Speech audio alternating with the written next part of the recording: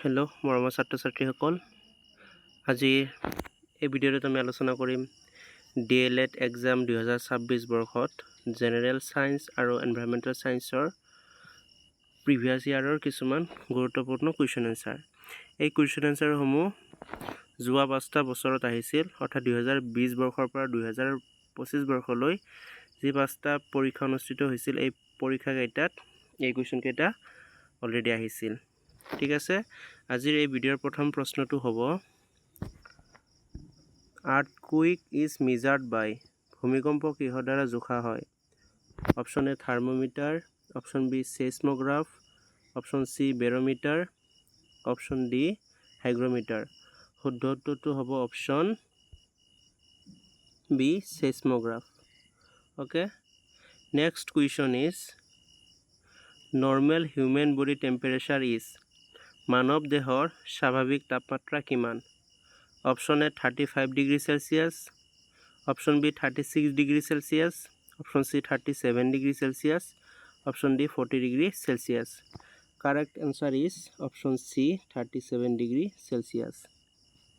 ঠিক আছে, next question is which অৰ্গেনেলি is known as the powerhouse of the cell. কোষৰ শক্তিঘৰ বুলি কোন অংগাণুক কোৱা হয়? Option A nucleus, option B mitochondria, option C ribosome, option D vacuole. শুদ্ধ উত্তৰটো হ'ব option B mitochondria.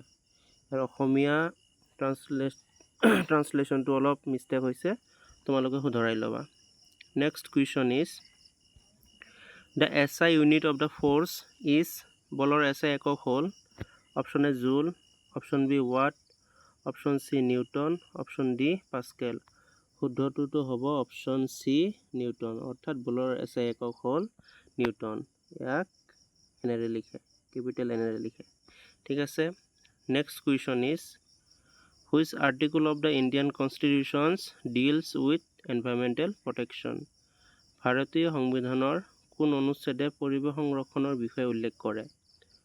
Option A দিয়া আছে আৰ্টিকল 48A, অপশ্যন বি দিয়া আছে article 14, option C article 21, option D article 51। Correct answer is article 41A, অৰ্থাৎ option A is correct answer. Next question is which of the following is a renewable source of energy. তলৰ কোনটো নৱীকৰণযোগ্য শক্তিৰ উৎস? Option A coal, option B petroleum, option C solar energy, option D natural gas. শুদ্ধটোতো হ'ব option C solar energy, অৰ্থাৎ সৌৰশক্তি। Next question is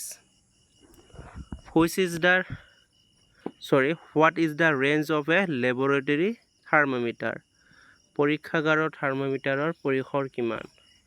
option A দিয়া আছে 0 degree Celsius to 100 degree Celsius, option B দিয়া আছে -10 degree Celsius to 110 degree Celsius, option C দিয়া আছে 35 degree Celsius to 42 degree Celsius, option D দিয়া আছে -20 degree Celsius to 120 degree Celsius.